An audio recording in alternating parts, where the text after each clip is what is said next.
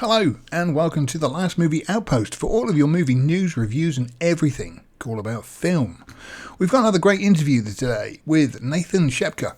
We've interviewed him before. He's an indie filmmaker from Scotland, and we're going to be talking about indie filmmaking, how difficult it can be, the trials and challenges, how to stay positive, and just generally some of the technical aspects. Enjoy. Oh, and like and subscribe and all that lot.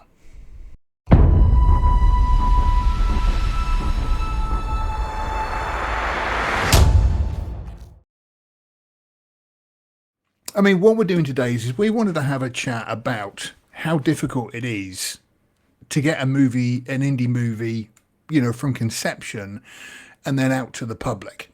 Now, I'm chatting with Nate Shepka. He is a indie filmmaker who's had a few films out on streaming platforms and so forth. Have you had anything out in the cinema before? Not in any English-speaking territory. The Baby in the Basket was sold for theatrical release in the Philippines. Philippines, yes. So occasionally you find stuff like that happens. You know, you've got a theatrical distributor in an international territory who they've worked out a way to kind of acquire indie movies and spin a profit on them, releasing them theatrically. So, and that's kind of what happened in that regard. But again, it's kind of one of those scenarios where unless you are with a huge distributor and you've got those millions behind you, you're not really going to get into the cinema as such, are you? Yeah, no, and I know that a lot of producers, they'll try and get that theatrical deal or they'll hold out for it, even if it's a limited run.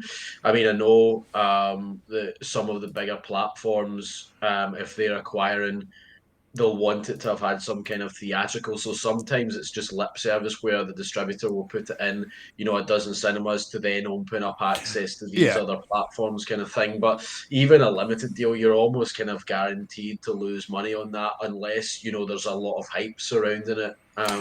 Because weirdly, Netflix have actually kind of done the other way around, didn't they? There, because I think the final episode of Stranger Things, Chapter 5, is going to be shown in like 300 cinemas, whereas obviously they're just a streaming platform, so they've done it the other way around. But they've got the money and backing to kind of do whatever the hell they like. Yeah, yeah. And Ultimately, I actually wonder how they don't or why they don't go out a bit wider on some of the stuff that they do. So I'm booked in to go and see the third Knives Out movie on Monday. right? But I reckon if they had gone to 2,000 screens with that, that would have made good money for them. Yeah. Ultimately, because I mean, people still enjoy the cinema experience, and it's kind of, I don't want to say like it's the ultimate, but when you see something on the big screen, it's certainly a better effect than anything else. So let's go on to our outposters questions. How long does the process from the initial conception or thought end up as a final film? So, for example, you've what's your latest one? Death Amongst the Pines. You have the initial concept. How long roughly is it from that initial concept to getting the film finished and then getting it onto streaming services as a ballpark? I guess that's one of the kind of how long is a piece of string type questions. But, let's just, for example, say that, you've got the funding in the bag for it, so to speak. Probably the least amount of time that you could do it in. I mean, script, let's say through pre-production 3 months, production 3 months, that's 6 months, post-production 6 months, that's a year.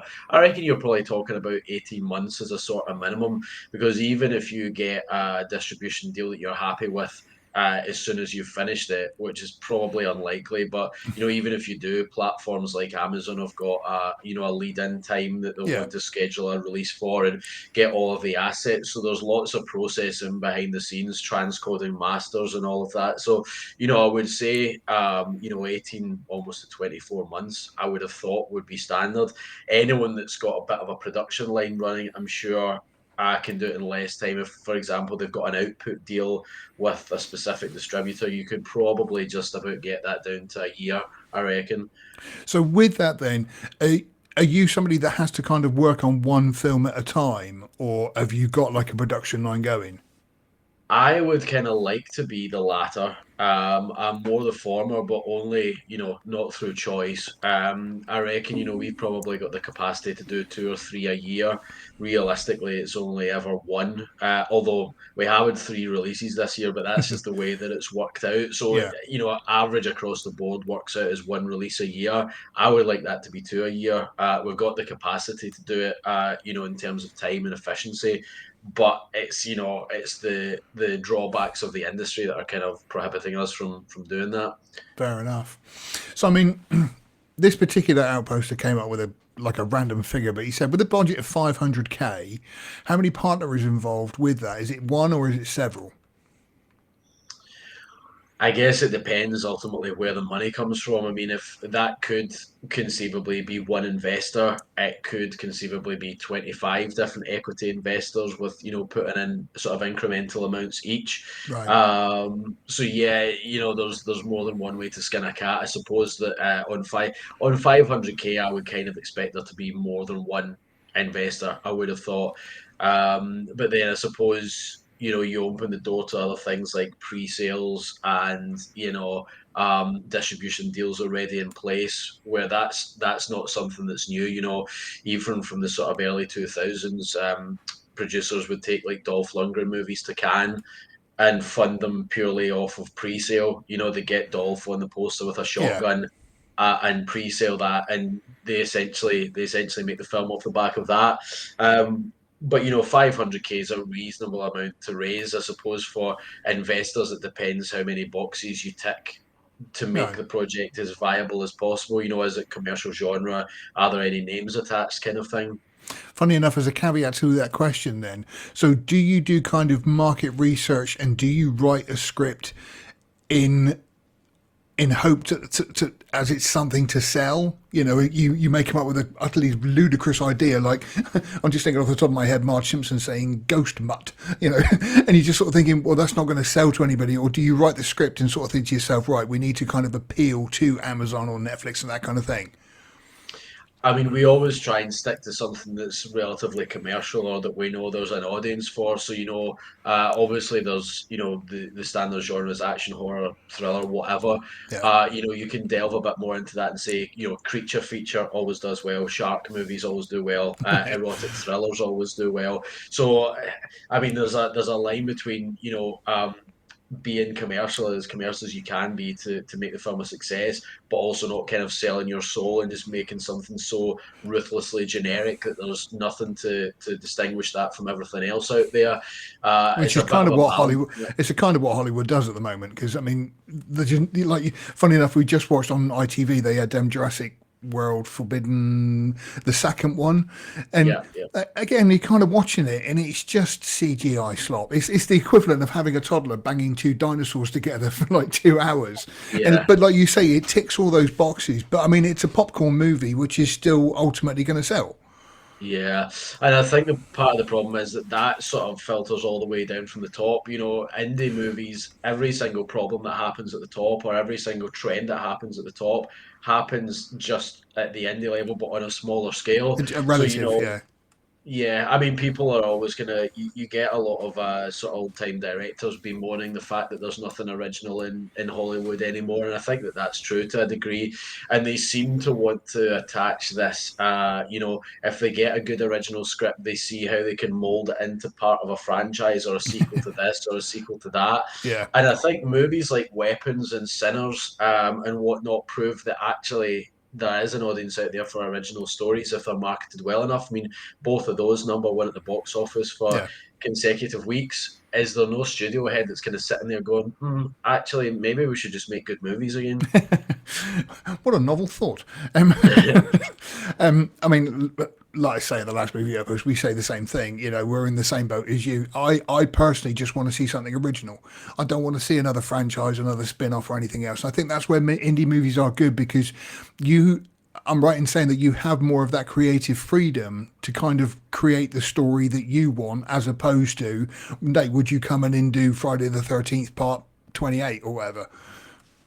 Yeah, I mean, I guess there's a bit of, we want to do this. Let's just make sure it's commercial enough, and that's the best chance that we can kind of give it. Because I think at the end of the day, you don't really want to be turning around and saying, "Okay, we've made this movie.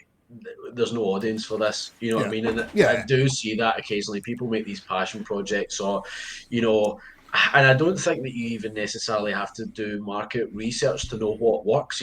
Survival movies in a forest, revenge movies. There's a bunch of concepts that are evergreen. Home invasion movies. Yeah, That you can do and try and bring something new to the table. Or, I mean, a lot of the time, if people are sitting watching a 90-minute movie on Amazon, all they really need to go is, yeah, I've kind of seen that story before, but that was good. Like, I yeah, enjoyed that. yeah. And I think these days that's almost enough from the indie scene, as opposed to the flip side of the card, where people have made something that actually there's not really an audience out there for, and there are things that I look at and go, who was that aimed at?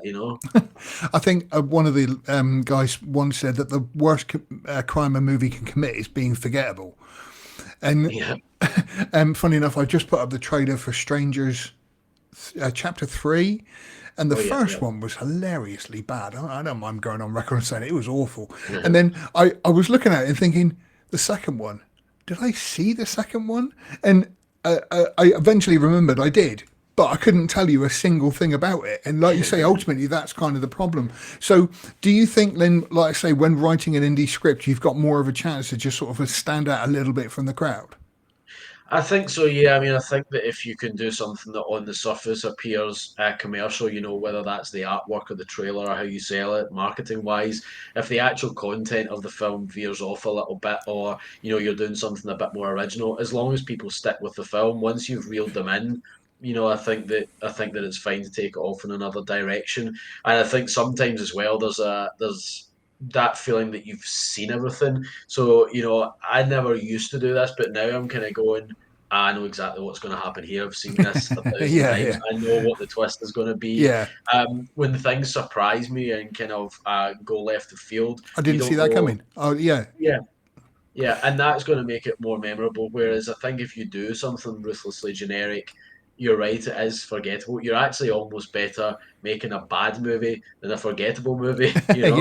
yeah. No, that's tell Ed Wood that because obviously playing Knife from Outer Space is one of those films that was so unbelievably bad. But then it's funny because I mean I've often said that there's a huge difference between a movie being good and being entertaining, and that's two different things. That I've seen plenty of awful movies, but was I entertained? Happy days. I'm fine. It doesn't have to be Ben Hur every time. Like I say, as long as you're enjoying it. Another one of the questions we got here is what percentage of the budget is contingency? So do you have much sort of fallback for sort of reshoots and retakes or something, or do you have to really plan and get everything right on the day? I think a bit of both. I mean, up to probably feature number four, everything had kind of gone relatively smoothly for us. I think rarely do we ever do any reshoots. You're maybe talking about half a day here and Okay. there.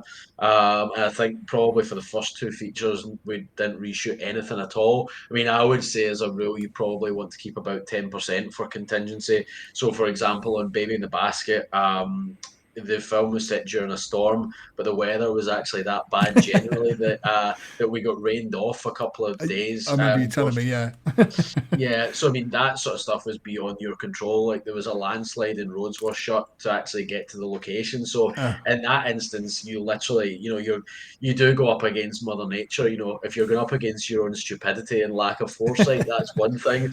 If you're going up against Mother Nature, there's no point. So I think you do have to keep a bit in reserve. With the greatest will in the world, you could have planned everything to go yeah. absolutely smoothly, but an illness in an actor, or can't get to the location, or Injury.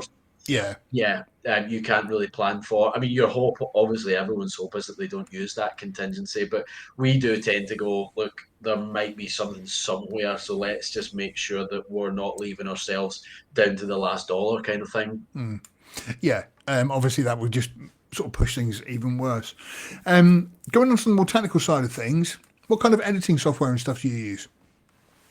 I used to use Premiere Pro from Adobe, and actually our grader works on DaVinci, which is the Black Magic software. I switched a few years ago and I've never been happier. Yeah, I switched. I think so. I want to say the last three features I edited on. DaVinci, and then everything before that we took into DaVinci, and then back to Premiere Pro for the deliverables. But it's one Okay. of those things, learning a new software, you kind of go, oh, Yeah. I can't really be bothered. But actually, DaVinci, 2 or 3 days of editing on it, you're like, oh, this is great. Coming from Premiere, it's very very similar. It's just only a few things sort of here and there, isn't it? Yeah, yeah. So no, I like DaVinci now, and it's obviously makes workflow a lot easier when you're delivering that to other departments as well. Yeah. I know I can't think of how much money I spent on Adobe products, and even now they're on sort of a monthly thing, which I just can't afford. Whereas with DaVinci Resolve, it was just $400 and that's it. And Yeah, you yeah. paid for it. It's fantastic. It's the old school where you used to, you own something, even Yeah, Microsoft Office, you got it on a disk, stuck it in the computer, and yeah. that was yours until the laptop broke or whatever. Oh yeah, no. And the other thing I found with DaVinci is I've had so many problems uploading my own videos that I made with my dad. My dad did all the narration on them, but I upload a video and then they claim copyright on music which we bought was copyright free. But DaVinci I found has got like a background removal, so it just does the voice isolation, and it's fantastic because I get to keep my dad's voice, which is nice. Because as a Ah, I little didn't actually know that it did that, but that's oh, cool. I mean, for taking music out and then dropping music back underneath it, like say you just literally click a button, give it a few minutes, and it's taken all of the music out of the background, including the sound effects, because the original sound effects we did on an old Amiga 1200, Mhm. which you may not even, it had a 20 megabyte hard drive and 6 megabyte of RAM. This thing was like so future tech. I remember getting the 20 megabyte hard drive thinking, oh, I'll never fill that up. But I mean, we did all the sound effects on that, but I was able to just sort of still take them, but then just put them back on, and so it sounded a little bit better as opposed to the amateur job we did originally. Um, so you've got a particularly good computer then for doing your editing?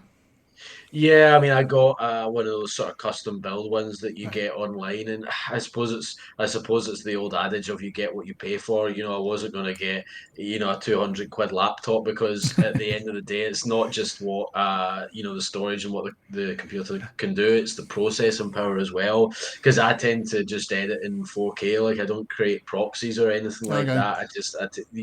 The computer's powerful enough to do that, fortunately. So yeah, and you kind of get that longevity as well, where you go, okay, this is probably gonna get 5 years of solid performance out of this before I have to, yeah, no, fair enough. yeah. How important is the audio mix? Do you do the audio mix yourself, or do you leave that to somebody else? Because you do your own editing, don't you? Yeah, I mean, audio is one of those things. People have said over the years, "Oh, have you never thought about, getting into doing digital effects and using After Effects and doing audio?" And you're thinking, yeah, but there is a limit to what you can do, and people out there do their own sound mixes and even compose their own scores and stuff. But I'm kind of at the stage where I go, I don't really want to be doing another thing. It's already kind of jack of all trades where my name's in the credits 25 times. So no, so yeah, we outsource the post sound, and the Okay. guys that we've got that do that are really really good. They always deliver a solid mix, and yeah, I think sound is at least 50% of a film because I go through that stage where I send it off to grade and sound and whatnot after the cut's been locked.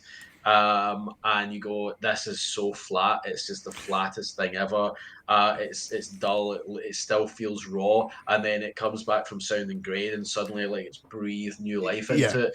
And the other thing I find as well is if you watch it like the locked cut without any other stuff being done to it, it feels long and laborious. And then the sound comes back and it just speeds up the full film and the experience, and it makes it you're more immersed in it. So I think that especially at the indie level, it's important to have a really nice crisp sound mix because that in sort of anecdotal evidence, that's one of the things that I see a lot of people picking apart online if they've watched an yeah. indie movie where they go, the sound is atrocious on this kind of thing. Do you record? Do you try and get as much as the like audio recorded on the day, or do you go back to and then do ADR afterwards? I don't think that we've ever gotten away with doing no ADR. The ADR for, well, Death Among the Pines is quite contained, so you're not in an environment where there's a It's, truck going by yeah, every 2 seconds yeah. or whatever. So that was, I think the ADR for that was done in a couple of hours and there wasn't very All right. much. Baby in the Basket, I think I think there was only two people that did ADR. That was myself and El O'Hara, and that was purely down to the fact that the wind machine was on, and so wind machine generator, that Yeah, sort of really noisy stuff on set, even if they're far away, it's they still. still create audio problems. Unfortunately, microphones are so good they pick up absolutely everything.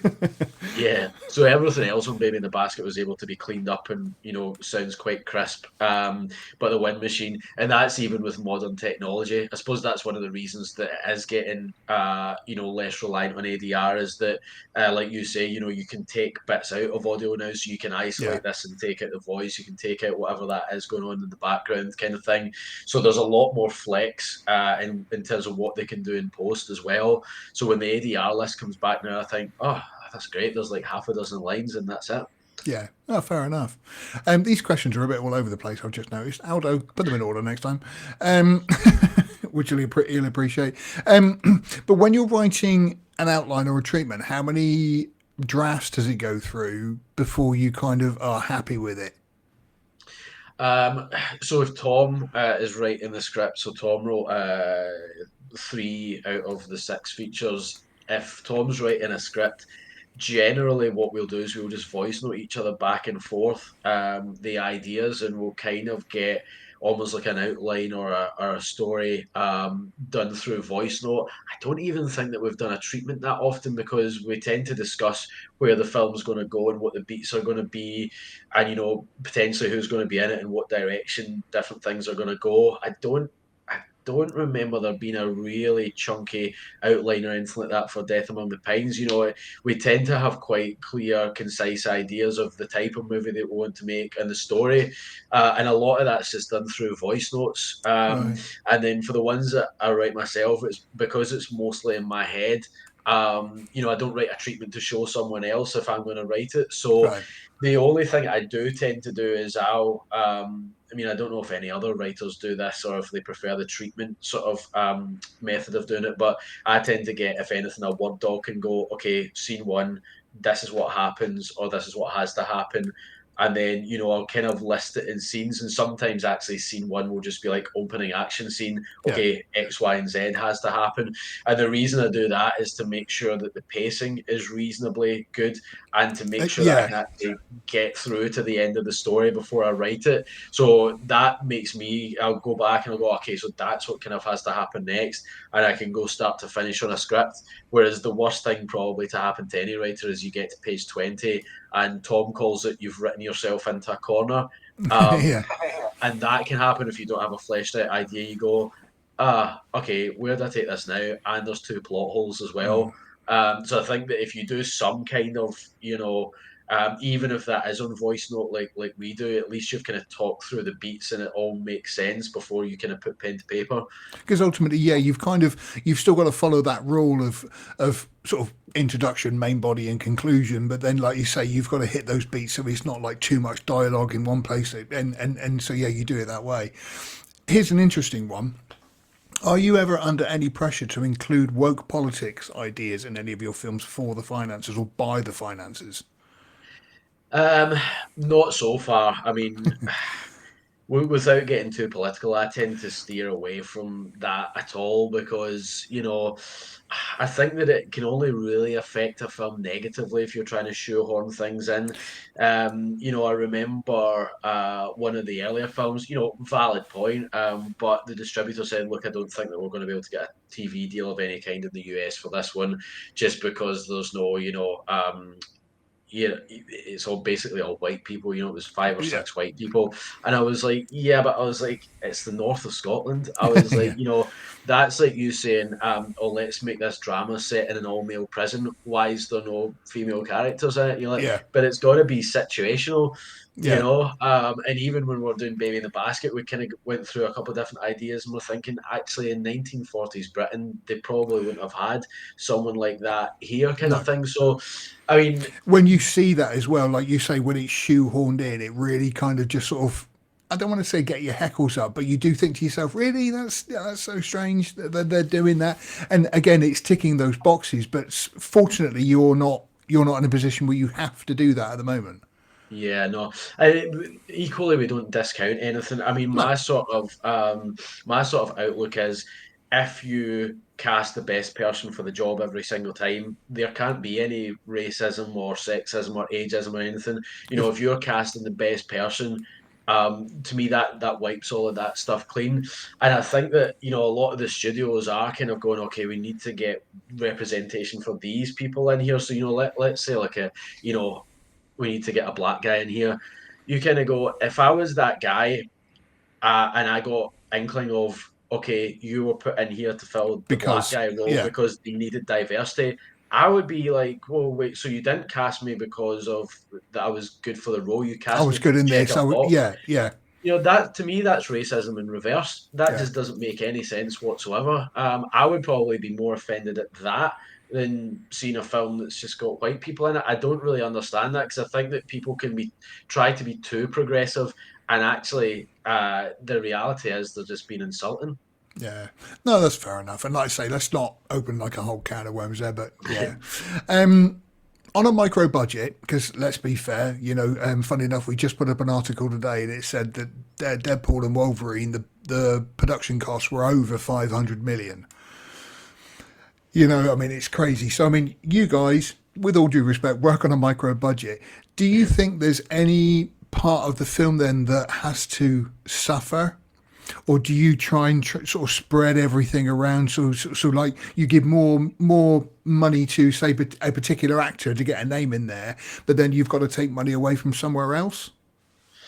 I think probably it's kind of spread across the board. I mean, you have to almost spend a minimum in each department to be able to service the film. You know, you Yeah, can't spend all your money and then go, oh, we don't we have any forgot the money for sound. Yeah, yeah. It wouldn't make any sense. I think that paying name actors that's always a commercial decision anyway. So people pay name actors because they believe that they're going to add value to the film, get more clicks, get more PR. It's the knock-on effect. I mean, even let's take Scott Adkins for example. I bet you one of his action movies has way greater digital longevity than let's say a no-name action movie because yeah. even 5, 6 years down the line, people will click on it if they see Scott Atkins or Okay, Scott Atkins yeah, martial arts movie. Click. So these people do tend to be, they get paid good money for a reason. So but we would never, pay someone and say, oh, let's just chop the food budget in half because we've got this person in. Anytime we do a budget, we go, okay, realistically, if we were to get a name for this role, that's the sort of money that we would be talking about. And if it comes out as too much, you have to be flexible. And go, would you take this? If not, let's not overspend. So I think that one thing you never really have is luxury of time, luxury of money. I mean, I don't know if I could spend 500 million. That would be crazy. I know. Even I reckon at the top end, the absolute top end, 20, 30 million. You could almost make anything for that. Anything that I want to make, you could make for that. So I think there's such a thing as having too much money, and it's becoming crazy now. When they start spending sort of 250, 300 million on a James Bond movie, you go, isn't that just leading it to being overblown for the sake of it? Like people just want to see a good story. Yeah, You don't have to have all this really, really over the top stuff happening, or like the Fast and Furious movies getting totally out of control. uh, I think quality can suffer by going too far in the opposite direction and yeah. spending too much money. Equally, if you've got no money to spend, then quality is probably going to suffer as well. But we try and kind of spread the money quite evenly across the board. And if there's a good location that's going to cost a little bit more, but it's going to be worth its weight in gold in terms of production values on screen, you go for it, and then you maybe make a little compromise elsewhere by using a bit of ingenuity or trying to get something for free or whatever. But ideally, we never want to go, right, we don't have the money to actually Yeah. finish off the film, or Could we not afford the cameras? yeah, So, exactly. I mean, obviously, all directors have to work within a budget. You know, whether it is 500 million or 500,000. So, but with you, you have to be. I mean, literally, sort of down to the penny, scrutinizing everything to make sure that you are literally using every penny to put it up there on the screen. Yeah, and I think that there's probably times, even when it comes to costume buying, you will have a search around for a while to save 20 quid because to me, I'll kind of do a budget and go, okay, that's that number, but I could probably get that down by 500 quid. But then you do that across the board and suddenly you're bringing it down by 5 grand. So Yeah. I think that, you can be frugal, but then it comes a point where you go, okay, no, we're going to have to spend this money to make that look good, you know? Yeah. Oh no, absolutely. Yeah. Sometimes, like I say, just that extra few quid. It's like going out for a meal. You can go out for a McDonald's, or you can go out for a nice meal. It's going to cost you a bit more, but it's kind of worth it at the end of the day. Yeah. So again, another one of the questions here is: what is your objective what is your objective business wise with each project? Are you happy to break even, or do you expect to make a profit that you can then put into the next movie? Um, I mean, I was naive enough to think at the start that if you made one movie for 50 grand, you could sell it for 100 grand, and you make the second movie for 100 grand, sell it for 200 Yeah. grand. Not in a million years, I reckon, is anyone ever been able to jump up, the ladder by doing that. I mean, we're in such an industry where break even is probably considered success. Even If with the you big Hollywood studios, it's the same thing, isn't it? Yeah, yeah, yeah. I mean, if you've paid, the cast and crew their wages in the budget, and you pay the investors back off, whatever you make, I think that's kind of. I'm not saying that's the best you can hope for, but I would say that's the base level of success, in my opinion. And anything beyond that is a plus. And it's the same with the studio system again on indie level. I don't know what the actual official estimated figure is, but let's say at studio level two movies out of five make money or go into profit, and that covers the three that didn't. It's probably the same at indie level. You'll probably get two out of five movies making the money to cover the losses on the other three.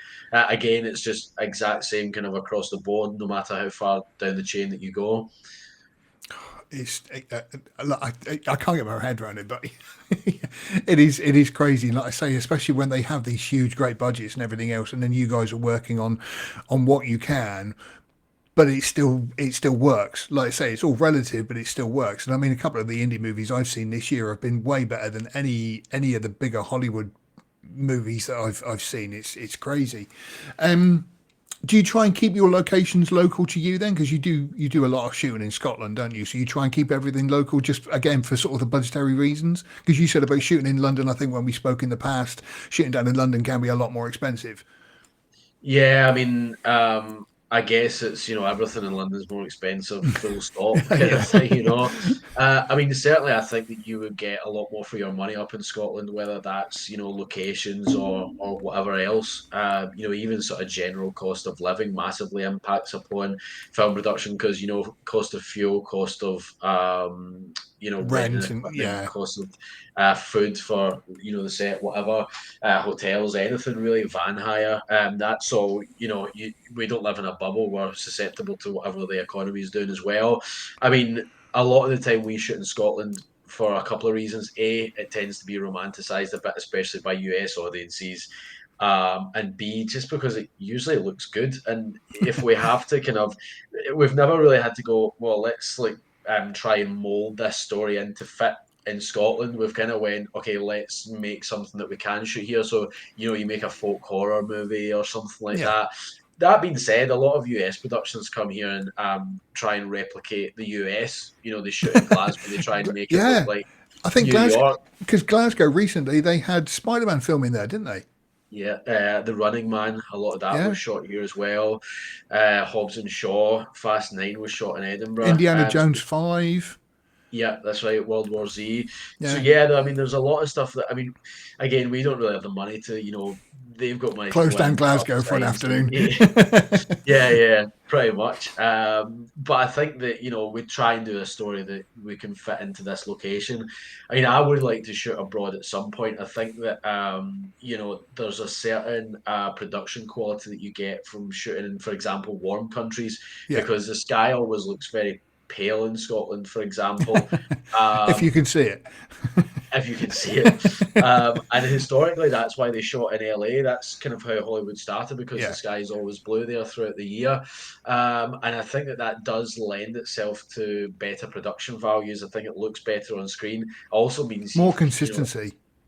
yeah, and it kind of lights itself as well. You Yeah, know, you yeah. could probably use natural lighting a lot more out there, but you know, until such times that that becomes viable, I think it's going to be, you know, Scotland. And we have talked about shooting abroad, but you know, even the cost of taking crew out there and whatever, even the sort of base level of crew, like the producers and you know a lead or whatever, it's always kind of negated by whatever you're going to save or you know whatever you're going to Mm. gain. So at this point in time, I think if you know if we had sort of high six figures, you know, you'd maybe think about going and shooting in somewhere like New Mexico or whatever. But for the time being, yeah, we just have to put up with the Scottish weather. So in places like in Baby in the Basket, you a lot of it was shot in a church and so forth. Not going into too much detail about this, but did you have to pay the church to do that? Yeah, although we got a reduced fee because we shot out of hours. So the church Oh, okay. is actually yeah, the church is actually open during the day for you know people to come in, tourists, whatever. They've got a tea room and stuff there, and then they open on a Sunday for a service. But basically, that would shut at 5 o'clock to the public, and then we'd come in and shoot all night. All right. And in the times that we did need daytime scenes, we would maybe negotiate to come in at 2, catch the last few hours of daylight, and then move into the nighttime scenes, lock it up, and then they would come in the morning and you know business as usual. That one we did have to.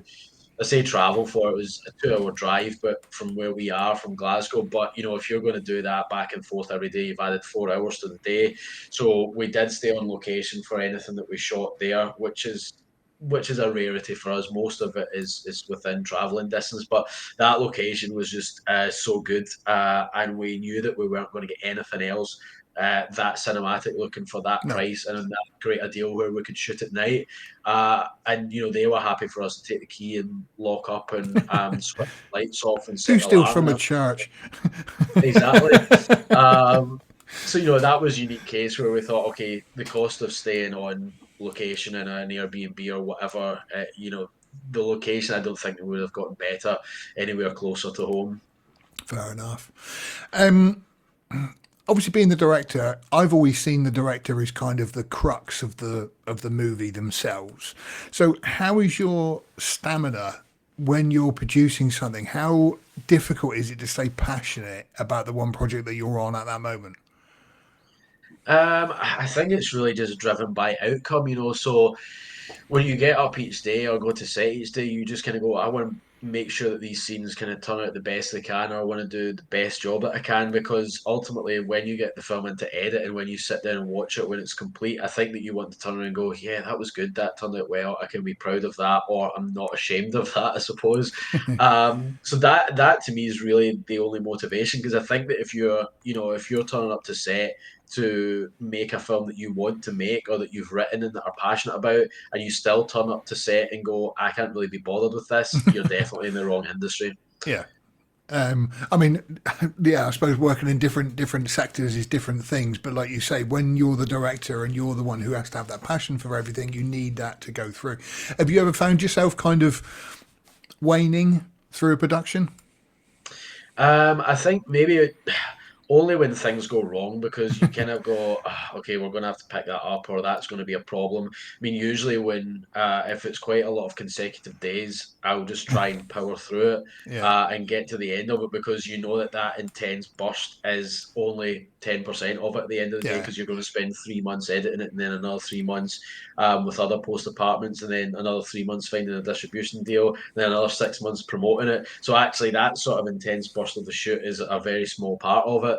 And usually for me, if you're on maybe like a 7, 8, 10 day block or whatever, by day 3, you're absolutely knackered. But by day 4, your body clock's reset to the new kind of Yeah. regime. And you wake up and go, oh, okay, I'm right into the swing of this now and I feel good. So provided there's no sleepless nights, you can kind of, you know, keep up that momentum to the end. Your body kind of adapts to it. So I think we've mentioned this in the past again in previous interviews, but do you have then a job and then you make the films outside of that? Yeah. So I started off. with a business degree and working in marketing. So I worked in marketing for a couple of different news brands in the UK, and then for an IT firm. And then it was kind of almost by happy accident that I fell into what I do now. So I head up acquisitions and marketing for a US UK distributor. Right. Myself, so that's my 9 to 5, which is totally separate from the production company. But yeah, I applied for the job, and obviously I had the marketing experience, but also had a background in film as well. So I don't want to blow my own trumpet, but it was kind of the ideal candidate in a way that had Yeah. experience in both worlds, and obviously just I had started making features already by the time that I was employed by the distributor. So I've got this really nice 360-degree view of the filmmaking world where you can take all that knowledge of distribution and sales and put it into your work as a producer. You know what potentially films are going to make, distributors that might pick it up. And you sort of look at all the mistakes that the other producers are making and go, I'm looking at it from this side. So I'm now Yeah. going, maybe not making those mistakes as much anymore, or it is a really nice kind of best of both worlds picture, and I'm kind of taking delivery of producers' films as well. So when I'm delivering to a distributor for mine, I kind of know what's going on at the other side. So it is great. I mean, it's ideal from that perspective, and it kind of means that I'm working in the industry on both sides, not only in my 9 to 5, but also with the production company stuff. So, for example, like with Baby in the Basket, you were doing 9 till 5, and then getting back, getting onto location, and shooting for half the night for the film as well. It depends. I mean, usually if I'm on an elongated shoot, I'll take the time off, or Okay. if there's a day break in the shoot, I'll return to work and catch up, and then go back on set. Or sometimes we'll shoot long weekends, for example. I'll then go back to work and catch up, and then shoot another long weekend. So I try and stay ahead of the game in my 9 to 5, so that if I do take 2 weeks, I mean, you could take 2 weeks off and go to Florida on a holiday. So what's the Yeah. difference between me taking 2 weeks off to go on a film set? You Yeah. know, Go. apart from being totally knackered instead of refreshed when I go back. But yeah. I just need a quick holiday to get over my quick holiday. Um, do you have much problems with music for the films? Well, we tend to compose the scores from scratch, so I've Okay. always been a big fan of doing that. I think that I mean, I know people do it, but I think if you use stock music, a lot of the time it's generic. Sometimes it doesn't fit, and then you've got sort of tonal inconsistencies throughout it. I mean, the composer Chris that we mainly work with is great because he'll have motifs, he'll have recurring themes. Sometimes he even gives each character their own theme, and Right. all those subtleties that are worked into it, people might not realize that, but hopefully it's kind of overall So in the reflected. back, in the, subconsciously, it registers. Yeah, and I think that, if you kind of try and do that within each department, hopefully the overall picture that people get is, yeah, it's an indie movie, but they've actually put a hell of a lot of effort into each of these departments. And so, yeah, everything we kind of compose from scratch. I mean, the only brief that I give them is, look, this is a movie about nuns set in the 1940s. He knows not to do like an 80s synth Yeah. score from the Terminator or something. Yeah. So the only brief is usually what ideas have you got, and then if I've got any ideas, we'll communicate those. But yeah, Chris is great in terms of doing a really original score, and they're always really fitting as well for the genre. He's quite. There's a lot of ingenuity there in these ideas. So he even got some really old instrument samples for Baby in the Basket from the kind of stuff that they would use in the 1940s and All whatnot. right. So there is a lot of thought goes into it. The only other thing that we occasionally do is we'll grab a song from like a local band or a local singer, or once we did license a track just because I thought that it really fitted the opening titles. Um, and partly just to dip my toe in the water on that as well, because I think you do want experience dealing with so many different things. Of course, okay, I want experience of dealing with an actor's agent to know how these Yeah. negotiations happen for a name. That was also partly okay. I want the experience of being able to license a track from someone like Sony just to be able to go through that process. Always with a view to doing slightly bigger stuff. So yeah, we do that, and I think that does bring another dimension to it as well, because you go, even if it's not a familiar or known piece of music, it brings, there's a little bit more thoughts going into it again as well if you Mm. get a track in there or two. So you're never tempted to kind of release, and not at least at the moment, a soundtrack. You obviously have the film scored, but with a soundtrack, you're saying that licensing and everything else would just prove too costly. Are you talking about sort of, let's say, filling it with 10 songs that have been licensed I mean, from? when you think of like Edgar Wright, for example, or what's his name, James Gunn, they've always got these soundtracks Oh, which yeah. accompany the films, and obviously they've got the money, the budget to buy and license those, but that's not something at the moment you could do because you're still limited on that scale. Like you say, you might license one or two songs, but apart from that, it's not like you could, release like a soundtrack to the Yeah. film. Yeah, no, I mean, the music publishers, like Sony or whoever, they do turn around and ask your budget, so they know like you're not going to be able to pay the same as like Yeah, Guardians of the Galaxy 2 yeah, would pay.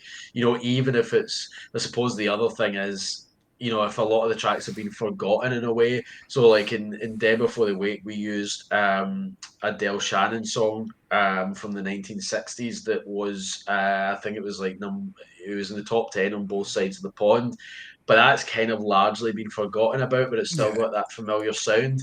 I mean, I think there's a lot of that, digging up music from the past that, the likes of James Gunn does. In fact, actually, I tried to license Sweet's Fox on the Run for one of the action movies that I did. And they're sort of privy to what's going on in the market as well.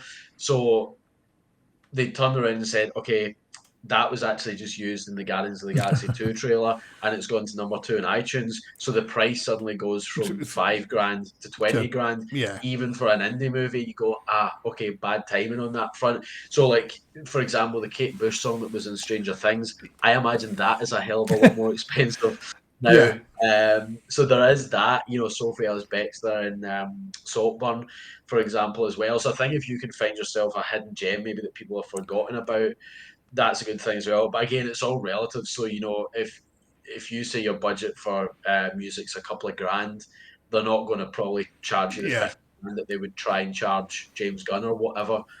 But then conversely as well, if say for example James Gunn just use it in a trailer, and then you go and use it, then there's that whole we've just heard that a Yeah, million times anyway. So actually, it's kind of a two-edged sword that by not doing that, it's actually kind of better. yeah. How important is the poster for you? Because obviously, kind of the poster is pretty much the first thing that people are going to see, isn't it? So how much time and effort do you spend on that to get that right? I mean, it literally is really the shop front, isn't it, for Yeah, movies? And that goes right back to VHS on the yeah. shelves in Blockbuster. Oh, that looks good. Let me watch that. I think the problem is as well as with anything else. Title, synopsis, anything, everything's kind of been done. So you're not going to come up with an original poster anymore that people go, "Whoa, that's brand new." It probably Funny, doesn't we really had that the other day on the Last Movie Outpost as a debate, and it was kind of what trope in a plot outline puts you off. A bunch of teenagers party in the woods, and I think, because it's like, it's another, slasher, and like you say, so with that, then how much effort do you put into your just sort of plot outline, taglines, and that kind of thing to make sure it gets grabbed? I think for me, you kind of have to make it sound interesting and go, okay, I kind of want to know what happens in that. So, for example, in Death Among the Pines, I think you want to keep as much mystery as possible. Guy turns up at the door, Yeah, she doesn't know who it is, she lets him in, and then a cop turns up at the door looking for a man on the run, and you go, is she going to put two and two together? Dot dot dot. And if I was the person reading the synopsis, I kind of want to think, okay, that should hopefully flip somewhere and not be the expected outcome that you would yeah. think it is. So I'm actually going to watch that to see what happens. I So reckon she's the murderer. No. yeah, yeah, exactly. You kind of want to have people go, okay, what happens in that? And that's Yeah, even when I say to Tom, if I'm texting them, like for example, on that was an idea I had a few years ago, and I messaged Tom and I was like, look, I remember this idea that I had a few years ago. What do you think of this for like a plot in a film? And he'd go, Oh yeah, okay, yeah, that's a good idea. So that's kind of how we start a lot of the time. Or if you're making a ruthlessly generic action movie, you're going down the revenge route or the kidnap route or Yeah, whatever Die Hard ripoff. To answer the question about artwork, yeah, I mean to me, we almost try and do the thing where you don't make it look low budget, you make it look studio quality. You don't make it look cheap or C movie from the yeah, '90s or anything like that. You get a decent piece of artwork. It used to be, I mean, distributors will redesign the poster a lot of the time anyway. In fact, they'll recut the trailer a lot of the time as well. Sometimes at the distributor that I work for, 60% of the time we even retitle the movie. wow, But again, working on the other side, that's because a lot of the time the producers have come up with some really fangled title that you would yeah, only know by watching the film that they think's clever, but actually is just going to make people go. "Hmm." hang on a And minute. Yeah, yeah, yeah, because you've got like 2 or 3 seconds, probably even less, to look at the artwork on yeah, Prime before you decide to move on to something else. So you need something that catches your eye. So usually, with all that knowledge in mind that I've kind of had from the other side, I'd never had a distributor recut a trailer before. Artwork, yeah, a few of them have gone down a different route. But a lot of the time they kind of take what we've designed because even the baby in the basket, for that we went, okay, we could have a nun in it, but that's been done to death. So let's just play on the title of the basket and the convent behind, and mm, yeah, everyone kept it, including the guys that did theatrical in the Philippines. So I think that you kind of go right. This needs to be commercial and eye catching, but the artwork is very very important. And I think at the end of the day as well, it's predominantly what you're going to be sharing across social media yeah. and any PR that you do. So it doesn't just extend to people looking at the film on Prime. It's You need across to the be proud board. of it as well. Yeah, it's like your sole visual representation for the film before people go and watch the trailer or the film or whatever. So let's not go into too many details here, but then have you, with any of your films, been completely not outraged or disgusted, but you've looked at the posters that they've designed and sort of gone, no, no, no, no, I don't want that. Um, Only time that has happened has been on the first film, which I kind of get their reasoning for it because they always have reasoning for it. Yeah, No one does anything just for the sake of it. It's all yeah, commercially driven. yeah, But it was a no-name action movie called Holiday Monday. And look, we're kind of beyond the days that people will not watch something because they don't recognize the people in the poster. Tubi's flooded with no-name action movies or horror yeah. movies or so that to me is not a relevant argument anymore. But they basically, it's called Holiday Monday. It takes place on Bank Holiday. It's an action movie. It takes place on Bank Holiday Monday. It's literally as simple as that. And at one point in the film, we wear Santa hats during a shootout, and the artwork that they went with was guy clad in sort of leather jacket with a gun sitting behind them, exploding car, all of which I can just about take. But they then put this sort of white mask on him and the Santa hat, and it was obviously to disguise the fact that it was a no-name action movie. And I get that we are not known faces, so I get that. I have a problem when it doesn't happen in the movie. It's a little bit Yeah, like yeah, yeah. exploding helicopter. You're like, doesn't really happen in the film. The That other often issue that I that happens quite often with trailers, doesn't it? That happen. They show bits in the trailers, and you're thinking, I don't remember seeing any of that. Yeah, yeah. Well, Sorry, go it's on. basically the same for artwork. So that was why I took umbrage, and then the other reason was because they designed everything so digitally. This was before AI came in and whatnot, and making Yeah, things look photorealistic. So they pulled a bunch of stock, and to me, it looks like it could be an anime, or it looks like yeah, it could be like a Pixar movie because there's nothing about it that's real, and that would make me turn off. And I always say, even the distributor that I work for, I always say, if there's a human on the cover, I can kind of connect with it a bit more. If it's a Saw movie and you've got a saw or some sawn off fingers, people know what it is already. yeah. So that's fair enough. But anything else, I think you need some kind of human connection. So yeah, I thought the artwork they did for that wasn't good. Like it wouldn't make me want to watch it because I'd look at it and go, Yeah. okay, A, that film's so bad that they haven't put any of the actual elements from the film on the cover. And B, is that a cartoon because it looks really fake? That would make me go, nah. like I say, I go through lots of different random lists trying to find stuff I haven't seen before. And like I say, sometimes posters come up and I'm like, no, no, no, no, no, no, no. Yeah, Like you say, if they've spent literally 20 quid in 20 minutes on the poster, I can't imagine they put much effort into the actual film itself. yeah. Um, do you get budding screenwriters handing you screenplays, or do you prefer to work on your own stuff? Um, Yes to both. I mean, actually, I probably get it happens a lot more when you've got a new release out. Right. But sometimes it's daily. I'll get people sending me scripts or treatments or, where do I put this? What can I do with this? Are you guys interested in producing this in-house? I mean, I know there is a thing where screenwriters take a script and they'll try and attach a production company to either service the production or finance it or like the script enough that they take it Because, on and yeah, because that's how scripts are sold a lot of the time. If it's not sold to a studio, it's sold to an indie, production company, or the screenwriter goes off and tries to make it themselves. Um, we tend to do everything in house, not because we want to put up this blockade and go, yeah, we must not have any scripts from anyone else.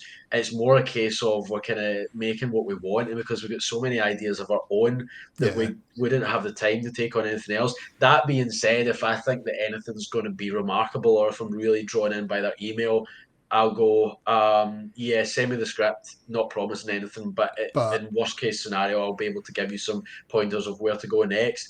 So, curiosity factor, you don't want to, turn down the next Terrifier or something like that. yeah, But in all honesty, so far, nothing's really jumped out at me that much that I go, we have to make this. And I'm quite happy with the relationship that I've got with Tom and that we have in house to make our own films. And I think at the end of the day, part of being in part of making films, or a lot of it for people, is the creativity. So then taking someone else's creativity, you're never really going to be as passionate that's about that, yeah. It's not. And It's kind of not. someone's It's all, not in the way that this sounds, but it's not your child. It's a stepchild yeah, oh no, type of yeah, thing. yeah. Yeah, no, that is the perfect analogy. And someone said to me probably about 10, 15 years ago, no one's ever going to be as passionate about your movie as As you. you are, yeah, And that's so true. And I think that if you do take someone else's script, you better be damn sure that you're really passionate about it, because otherwise I would just rather kind of do what we are formulating in house kind of thing. yeah. No, no, no, that's fair enough. Do you allow mobile phones on set? Yeah, although we do, like, the sound guys usually want to say, can everyone switch their phones off or Yeah. whatever. I've got a habit of bringing mine on set and leaving it in a corner somewhere. Usually because, like, for example, in Baby in the Basket, you don't want to see a mobile phone outline in your trousers on a 1940s. yeah. But I have got a tendency to miss phone calls when I'm on set, even from other people in the production. Right. So, I'll go back to it and go, such and such is phoning me. That's maybe why they're late. Let me just answer that. Or it's a Yeah. location from another day that's phoning you going, oh, are you guys still coming at 9 a.m. tomorrow? So I think as a producer, you kind of have to have it there, although I try not to have it on me as such. But yeah, I don't mind people, because during their breaks, or if it's not your scene and there's another room where the makeup's been done, and, I'm not Yeah. going to say to people, don't bring your phone on. I mean, um, ideally, it wouldn't interrupt a take, obviously. But yeah, the sound guy It's one usually of goes, the right. funny outtakes for the DVD. Yeah, yeah. How difficult do you find it juggling the hats? Because I mean, you do quite a lot of, you produce, you direct, you write, you act, you do the editing. How difficult is it to switch between those roles? I think editing's probably a separate thing, because after that you've done all the other parts and you're just trying to make the best out of the film. And I think as well, if you've been on set, for me anyway, I know what's been shot, so I've already kind of gone coming out of the day. Okay, I know what bits I'm kind of going to use of that today. Or even when you see everything in the folders, I go, okay, that was a good take, that was a good take. Because I have quite a photographic memory. I think everything else, the writing, again, you do that separately before production. You do the editing after production, so those don't tend to intermingle. Directing and acting, I suppose you're never really not producing, so to speak. You're always clock watching or whatever. It's just, just comes with the job. The only reason I got into directing is because someone had turned around and said, previous experience, I was kind of not happy about the direction of a couple of short films that I did. And my mate was like, you know enough now that you Mm, know about cameras and focus and what you want to see visually, and it's other people's job in the crew to help you bring that to life. So, why aren't you just doing it yourself? So that's kind of how I get into that. I would say the main conflict comes from the director actor thing because it's all right if you're watching a scene that you're not in, because then you're fully immersed in the directing, or you're mm, standing behind the monitor watching everything. Sometimes when I'm in the scene, you maybe go on autopilot a little bit at times because you're watching the other person's performance or whatever. And very, very occasionally I've ran around behind the camera and went, uh, let me do that again. mm. So that does happen sometimes, I think, when you've got both of those hats on. But I'm learning better now that when you're in front of the camera, you're kind of in this zone, and it's just about compartmentalizing. And then when it's cut, you switch back into director mode to review the take. And look, I mean, lots of people do it. Clint Eastwood, Dolph Lundgren. Mm. Not that I'm comparing myself to them, but obviously people have built very long, successful careers out of doing both. So I think Yeah, that it's possible. It's just something that you have to become accustomed to. fair enough. And then with that, then do you have to then make sure you keep physically active and good exercise and diet and so forth, or do you consider yourself healthy? Um, I don't know about cardiovascular wise. I mean, I'm a bit of a gym bunny anyway, so I'll be, 5, 6 days a week in the gym, regardless of, whether I'm making a film or anything. Right. And it's as much a sort of mental thing as a physical thing as well. Yeah. The working out, I mean, I've never been one for, beating the pavement and running 5Ks or anything like that. And probably I should get into that a bit more because your heart health is very important. But I don't necessarily think that that's something that you need on a film unless you're doing something crazy like Tom Cruise in Mission Impossible. I think that a lot of it just comes from the stamina and the energy. Yeah. And kind of dusk till dawn, I'm quite energetic anyway. Or from the moment I get up to the moment I go to bed, I've got quite a lot of energy. I mean, I can do emails at 12 midnight as well as I can at 8 in the morning. It's just kind of the way that I am, and getting a solid sleep is important as well. So I'll pass out literally for 8 hours a night. So my sleep quality is quite good. I'm very, I guess, lucky in that sense. But yeah, I mean, I think that tendency on sets to eat a lot of junk food, but that Yeah. gets you through and is a bit of energy and whatnot. But I think that with anyone really, I'm a great advocate for people keeping themselves in shape and keeping themselves healthy no matter what they do. But I think the long days and stuff on film, yeah, you need a bit of stamina and a bit of energy and motivation. No, fair enough. Fair enough. Um, we've come to the end of Aldo's now. We've got a couple of others. I apologise now. Okay. Because the guys do tend to like muck around and stuff. How long after you finish the movie and do you think, Jesus, why did I do this? Have you ever had that? um, That actually it usually happens at 2 points. One on set when it's 2 o'clock in the morning, you're freezing, and you've ordered a rain machine to come in and no way to Just heat to up make it worse. water. Yeah. Yeah, I mean, there's probably 3 or 4 really, really absolute rock bottom nights that I can remember that I'm going, this is absolute torture. Freezing cold. Yeah, it just night shoots in Scotland, and the cold and the wet and rolling about the ground and stuff like that. That's when you're kind of going, what the hell am I doing this Right. for? I Yeah. must be insane. The only other time I think is when you're having a problem with editing. So, editor's block is almost as bad as writer's block, where you can't get a scene to work, Yeah. and you kind of go, how am I going to fix this, or how am I going to, get this to the point where, because sometimes reshoots are just not possible, or Yeah.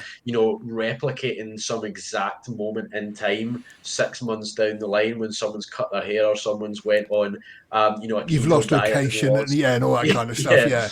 Yeah. And usually the best thing to do in that case is just to step back and walk away. And sometimes it's an editing trick, or sometimes it's a bit of a creative spin, or sometimes you've missed something in a take that you is actually going to solve the problem. But probably the best thing for that is to take 2 weeks away from that scene and go back to it. I would say Okay. those are probably the only 2 points where you're really going, Why? but yeah. Why? This is one of our posters who kind of pops up every now and then and asks stupid questions. What's wrong with Glenn Powell's lips? What is wrong with Glenn Powell's lips? I don't even know that I was. haven't, I haven't noticed.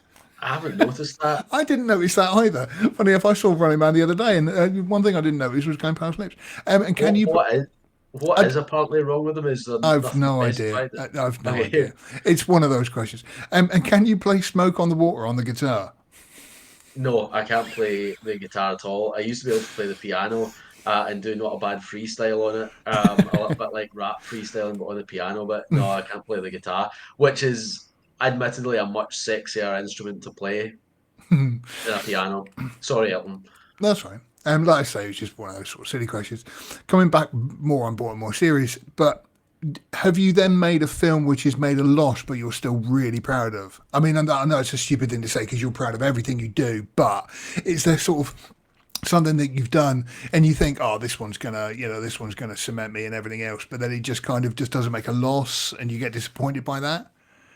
I think so, yeah, but I mean, it's not as much the monetary loss that hurts because there's always because of streaming movies are kind of out there forever now. You Yeah, know, if something flopped back in the 80s, in cinemas, you probably had VHS, and yeah. that was your only potential other revenue source, maybe a TV deal or the something like thing that. You know, the thing was a box office flop, but yet right? in VHS and now it's a cult classic. Which if you haven't Yeah. seen the thing, you're not a movie file, cinephile. Yeah.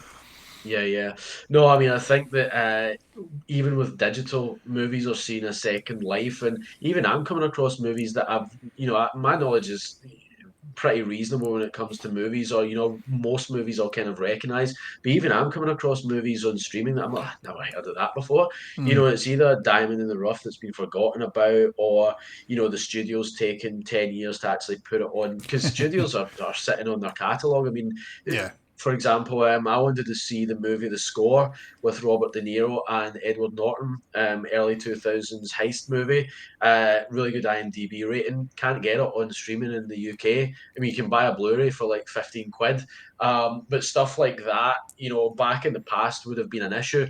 Now, there's no reason why a film that has flopped on digital might not get a second wind or a Mm, new lease of life further down the line. So in your mind, there's always the chance that at least from a monetary perspective, it might even out at some point. But for me, the real stinger is just from the fact that you go, I wish more people had watched that. Like, I yeah, wish people would watch that because I'm really proud of it. And I think that they would have a fun time watching it. yeah. It's more from that perspective. I put a lot of effort into this and I really wanted people to see it. That probably hurts more than the money side of things. No, that's Yeah. fair enough. No, no, no. I totally understand where you're coming from. Um, blah, blah, blah, blah. So again, kind of coming back to a technical viewpoint, but you said you edit in 4K. So do you shoot in 4K? And would you consider going down to HT to sort of to cut down on costs? Or I don't suppose it matters these days because 4K cameras are not exactly that cheap to come by, are they? Yeah, I mean, you could probably anything you're going to spend on it. The thing is, it's about the what the camera can do as well. Is it good Yeah, at shooting in low light or yeah. whatever? So the 1080p versus the 4K thing almost becomes secondary to what else the camera can do. I mean, I would say really the only thing that you're the only extra cost as such with 4K is probably the storage, but you're talking, the difference between spending 300 quid and 400 quid on storage. I mean, I would say that you're future proofing yourself by shooting in 4K. And I know that only movies like Top Gun and whatnot really go onto Amazon in UHD and you can buy the 4K version. Everything else tends to go on there on HD. So a lot of the time they're kind of downgrading these anyway. Yeah. But if you've shot in 4K, you're future proofing yourself, and it also allows a little bit more flexibility with the editing. So, for example, if you've slightly underlit a scene and it's a little bit pixelated or whatever, that's going to look a hell of a lot worse in And 1080p yeah. than it will in 4K. If you need to slightly reframe or crop in on a shot, or there's a boom mic coming in 4K, you've obviously got a lot more play in that. So I would say it's almost from a freedom perspective. I think that I think that pretty much, yeah, all the features that we've shot in 4K. And yeah, as I say, it just tends to be the technical capabilities of the camera out with the resolution that we look at, because you tend to find that most will do. I mean, that's why so many movies have been made, because 4K cameras are now Yeah. firmly cemented in the consumer market. They are affordable. I still work with. I haven't got one here spare handy, but I still work with them. Oh, here we go. 8 millimeter, and Okay, well, and I have to explain to people when they come to me and sort of like, how long are these films? It's like it's 3 minutes, but the 3 minutes is going to be good because they didn't just hold it up and film 10 hours worth of whatever they were doing. It was like, I've got 3 minutes on here and I've got to make sure that those 3 minutes count. And so, but again, nowadays, like you say, everybody's got a 4K camera in their pocket and they can film up yeah. to 100 hours or whatever, and whatnot. One last final question then: have you ever thought about breaking the fourth wall in the film, of writing a script where you talk to camera? Trying to think that, yeah, it doesn't happen in anything that we've shot. I mean, I guess that would have to be a sort of creative thing where it would make sense from a Yeah. creative perspective. I mean, I even think it's probably even a sort of like buddy cop movie, or like a tongue-in-cheek action movie. I think breaking the fourth wall and winking to the cameras maybe a bit too far. Certainly, I Unless you're think. going down that whole route like Deadpool or something like that. But I think that's what the person was asking is, would you create a movie where you're in on the joke with the audience type of thing, and so that you.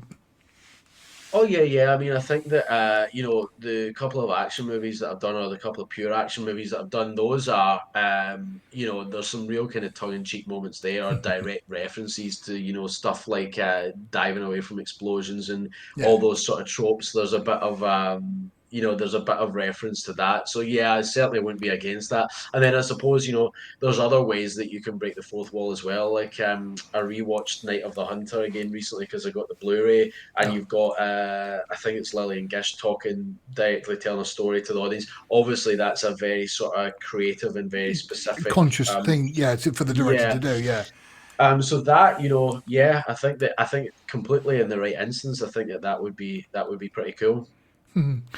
I said the last question. How about this for the last question then? If you were to give advice on somebody who was thinking of getting into this industry, obviously without sort of giving them too much advice because you don't want to take places of you. But I mean, what advice would you give somebody? Somebody comes along, they got a script, they're wide-eyed, they're sort of like we sort of see so often in stories. The person lands in LA and I'm going to be a great big actor and everything else, and then 3 weeks later they're working in a coffee shop. But I mean, Yeah. somebody comes to you and they sort of say, Nate, I want to be just like you and everything else. What advice would you give them? I'd probably tell them to skip out all the heartache and just go straight to the coffee shop. It's going to be cheaper for them as well. I don't know. I mean, I think that that is a question I get asked a lot, and I think that you have to really be of a specific demeanor to work in an industry. You have to be happy with the constant beatdowns and the small wins. And really, at the end of the day, if you're getting into it for money, I would say don't bother. If you're getting into it for fame and the bragging rights, I would say don't bother. If you're getting into it purely for the love of film and you can't see yourself doing anything else, it's for you. So if you're happy to walk away exhausted from the set at the end of the day, look at the dailies, be slightly disappointed, but then just cherish that final film, then again, it's for you. So I would say, yeah, have the right temperament, and make sure that it's your one kind of passion in life and you don't see yourself doing anything else. And then, really, in terms of sort of like progression, how to actually do it, just go make something. Whether that's you're doing a Blair Witch style thing with no money, whether you're begging, borrowing, and stealing, maybe not stealing, from family and friends and stuff like that. Figuratively, yeah. Yes. Um, if you want to do something, try your best just to get it made. I think that a lot of the problem comes from people talk about making something, or they talk about developing something, or they talk about having something in pre-production, or having 10 scripts that they've got that they're trying to get off the ground, or a slate that they're trying to get off the ground. I would say number one is just go try and make something, and once you've made your first feature, and if you've got the bug, expand your network and try and kind of grow from there. But I think that the first step is to actually put your foot in that first rung of the ladder because it's the only way you're going to get up to the second one. You know, everyone Yeah. wants to make a movie, but some people do it. You know, some people go out Yeah. and do it. It reminds me of the right. We're not just going to sit here when we're going to have a vote on this, and then from Life of Brian. No, no, no. Yeah, This is a chance for change now. Yeah, yeah, yeah. But we have to discuss it, isn't it? And like you say, but if you actually sort of get off your backside and actually do something, you can then just make a difference. And I think it was both Robert Rodriguez and Peter Jackson who did the same thing, weren't they? Because they just kind of made their first movie and then sold it to the companies. And obviously, Pete Jackson went on to make that. Oh, what's that trilogy called? Two of them. yeah, yeah, But yeah. again, it all starts from somewhere. So you're saying get out there and just do what you can and just make something first of all. Yeah, and I think we're probably kind of in a totally different time now where I suppose if Peter Jackson whatnot tried to do the same thing now, Yeah. they might not see such great success. Like the whole Stallone story with Rocky, great story, you know, great story. I don't think that would happen now. No. You wouldn't get through the door at Warner Brothers or MGM or whatever to For even the put for the the script. one person that's trying to do it, there's literally 10,000 others trying to do exactly the same thing. Yeah, and it's one of those things that the doors are kind of closed now in a way. Like, you know, you wouldn't get through the door, let alone insist that you play the lead role. They'd tell you where to go immediately Yeah. at the security desk. You know, you wouldn't even get in the elevator. So I think that times have changed, and you know, stories like that, as great as they are, probably wouldn't happen now. Um, Maybe that's just me being a cynic, but I No, can't really think of any recent example where someone's done something like that or went the Peter Jackson route or whatever, and suddenly, you know, you get the occasional story like what's his name, Justin Bieber, singing on YouTube and then became famous. Selena Gomez was the same, and so you do get the yeah, occasional success story, but it is literally one in a million nowadays, as yeah, opposed to like you say back in the day of the 70s and 80s, it was kind of more of one in a thousand yeah, that had happened. yeah, And I think also it's that sort of true talent that shines through, like you say, Stallone and these names that are still working in Hollywood. Whereas, again, not opening a can of worms here, but I know Selena Gomez, she got famous and then the fame kind of went to her head and she's kind of almost not self collapsed in on herself, but it's just not been good for her because she's not been able to deal with it and cope with it. Whereas I think if you're working your way up, I think a lot of it is like with music bands when you've got like U2 or Def Leppard or stuff like that. You know Def Leppard, didn't you? yeah, Yeah, probably a lot of Americans don't. But they've done the clubs and pubs and they've had bottles thrown at them and all this kind of stuff, so they've kind of earned the fame. Whereas like Justin Bieber, it just gets thrown into fame and then goes completely doolally with it. Yeah, I know, and I think I suppose that's something that's more likely to happen to child stars because you know Yeah. the number of those that have gone kind of wayward or died early from drugs or whatever, you know, you could write endless books on that. Yeah, it's a difficult thing because I guess it's probably a total culture shock where you know if you become an overnight sensation, suddenly your life has changed beyond Yeah. recognition and unless you decide to go and hide away in a tropical island, it's probably never going to go back to any sense of normality as it was before. I Yeah. mean, people process that differently. I think that we live in a bit of a more dangerous time now with cancel culture because, you know, compared to the 70s and 80s, you would probably have to do something really bad to be, you know, struck off. Yeah. Whereas now, you know, a You few literally misplaced say the wrong characters in thing a and you tweet. lose everything all in one go. Yeah. Yeah, yeah, yeah.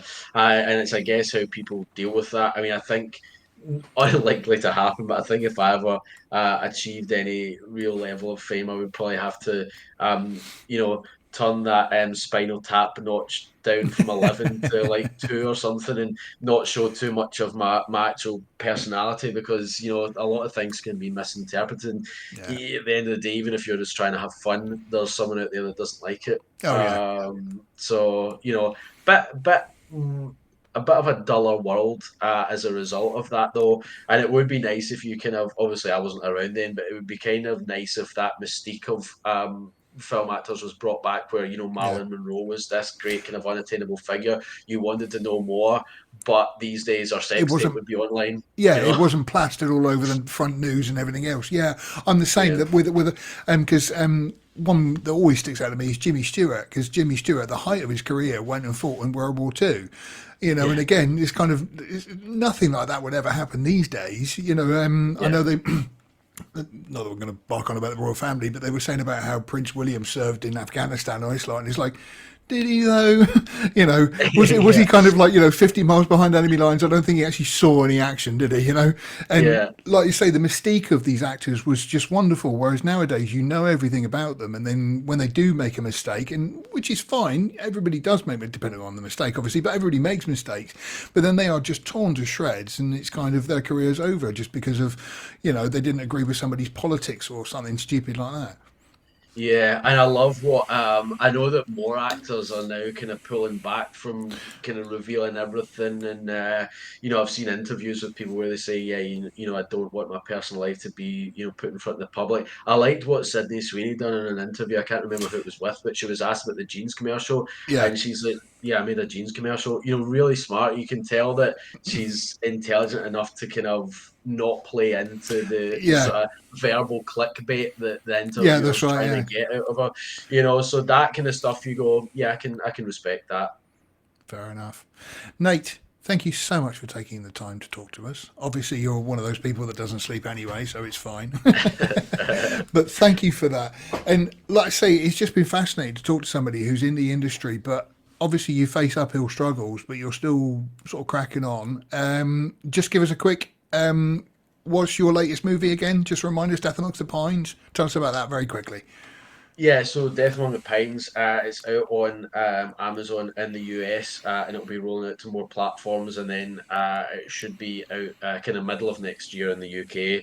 But basically, it's a bit of a harken back to the old school suspense thrillers, a bit of Hitchcock in there, who some of my favourite movies are from Hitchcock. I guess the setup is quite Hitchcock. It's almost like Strangers on a Train type thing. And yeah, we just wanted to make something for that sort of adult thriller genre who read the synopsis and go, "Oh, that sounds interesting." So that was kind of the play for this one. So yeah, I mean, if you're interested in nice tense thrillers that you don't know what direction they're going to go in, it's only 80 minutes as well. We wanted to keep it quite short and sharp and not do something really slow burn or drawn out. And we That's so wanted to much. kind of There's one thing I miss is the 90-minute movie. yeah, yeah, yeah. So yeah, we didn't want to do something too long and drawn out and too slow burn. It is mostly set in one location, but it kind of moves at a speed. And I think that's what one of the early reviews said. He's like, you kind of get to 70 minutes in, and he's like, there's been that many twists. You go, how did we actually get here? And I think that's what we're trying to achieve with the film. So yeah, I know you sent me through a screener, but I'm going to hold out until the British release so we can get it on there. Um, okay. and what are you working on next? Or are you not allowed to say yet? I actually kind of don't know in a way. I mean, just purely by the way things worked out, that was three releases that we had in 2025. So, I reckon probably next year is going to be relatively quiet. Okay, Our hope is that we are going to shoot something next year though. But not between us. We're trying to kind of jump up the ladder a bit as well. So, bigger production budget, more commercial, more stuff going on.